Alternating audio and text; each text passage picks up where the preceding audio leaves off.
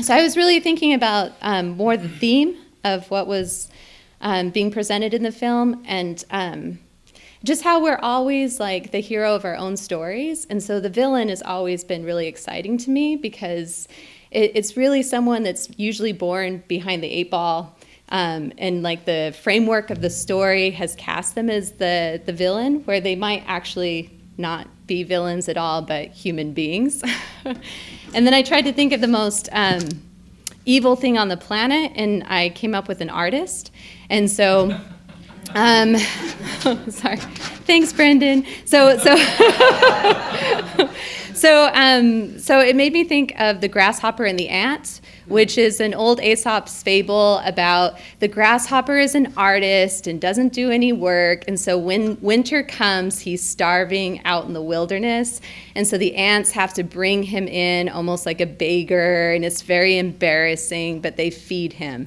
And so it's just kind of talking about how artists are basically a burden on society. And thank God for those hardworking Republicans. So So this story is told from the voice or the point of view of the grasshopper. So the host or the guest. It was his leg, but he couldn't recognize it as such. It was simply a twig bent to the letter L. He didn't know why he was compelled to make a list of words that began with this shape, but he did think lost, laggard, lazy, limp. I am not a molester, he thought. Have I ever been molested? He wanted his body back, but he was already inside his body.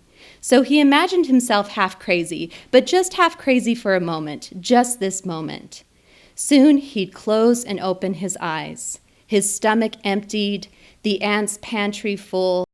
They'd let him play to soften the shame of not having paid for his supper. He hopped in a circle until pain finally found him. He was sad not for the lost leg, but that it took him so long to recognize it was gone. He didn't even enjoy the sound of his own music. He didn't even like the food the ants gave him. What now, he thought, what now? He was the type of hopper that enjoyed double thoughts.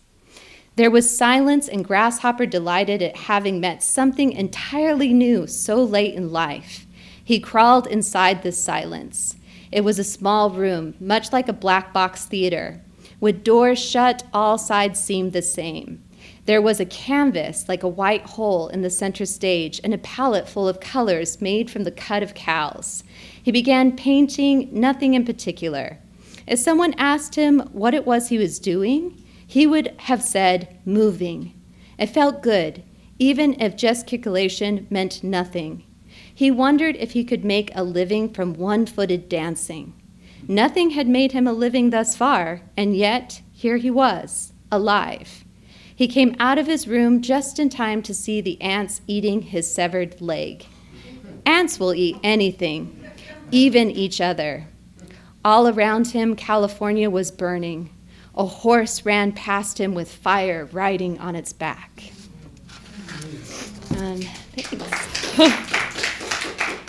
So I was invited here, thank you, I guess because of a title of a book that I have called Becoming Judas, where Judas is the hero and Jesus is an asshole.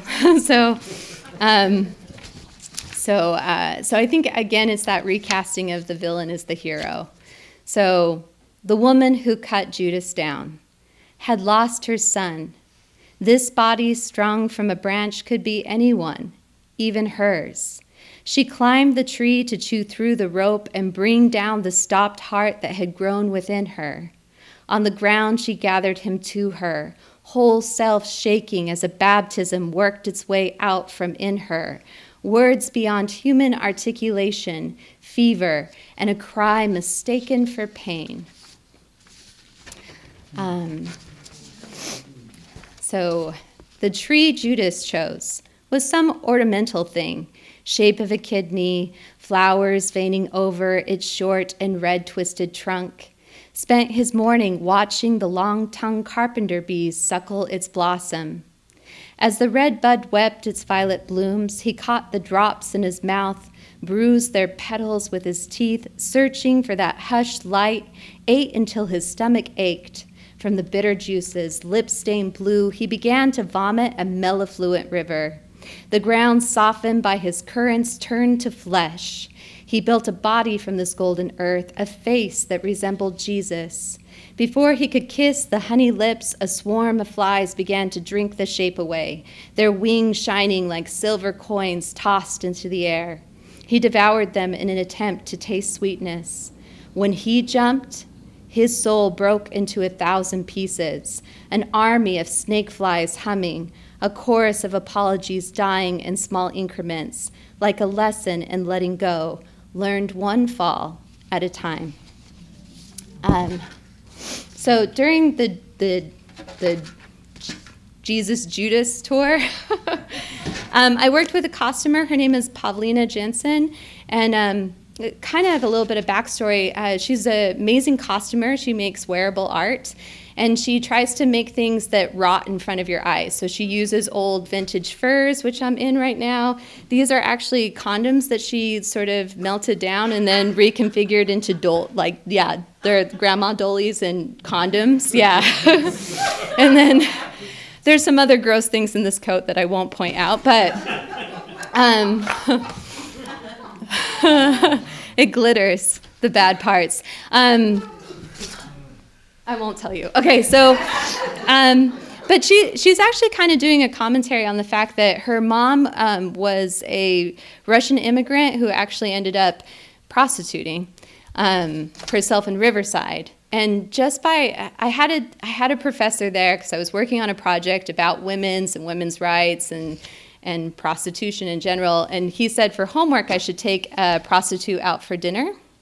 And so I went out to University Drive and I found a nice woman, and I had dinner with her at Denny's. And then years later I found out that there was an overlap there because that was Pavlina Jensen's mom. So that's how we actually linked up there. I know the universe sort of clicks that way. So I'm working on a new set of poems.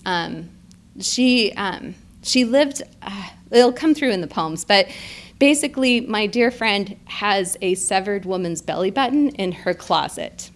And these are the poems about me falling in love with that piece of a woman. She tells me I have something I think you'll like. Opening the French doors of a large wardrobe, she takes out a human belly button, severed. The blood-red wardrobe is one of those Goodwill numbers that costs next to nothing because it's impossible to move. You can take it if you can carry it, is the rule of heavy furniture in our neighborhood. The wardrobe stands like a giant eye or one in the room. But it wasn't presence she wanted to show me. What she offered reached into a shriveled zero, language of detached flesh, this wordless poem, this discarded slice of origins, door to the infinite. Yes, I said, I like it. How the affair with the part of an unknown woman began. Severed human flesh held to light of a front window glows. The fine hairs of a woman's stomach flashes as a touchable flame. In my hands, bright as parchment, the story I long to read, flesh dried to an immovable permanence, yet the incubus twisted into itself. I wish she'd pull me in two, at center, a single zero. Sound of feet from the severed belly button. I both recoil and delight at judgment, how it brings all things closer and at the same time further from me. This girl who was not here, yet fully present in my hands, could gossip summon her spirit back to flesh? My friend met her years ago while living in Nowhere, Arizona. She described the girl as being a normal, suburban-looking thing, not the type who typically appears unannounced at desert communes. She was after my friend's roommate, a well-known piercer. My friend knows me well, knows all about my hours spent documenting body augmentations, the shock of entrance and slip from consciousness. I have a box of portraits showing people going somewhere. I shake the photo box for the sound of some one thing rattling there. I shake this severed skin and hear nothing. My lover who cannot answer, shake the body to hear the spirit. Hard to believe that kind of listening is worth nil. Tell me, how does one bear the weight of nothing? Thanks.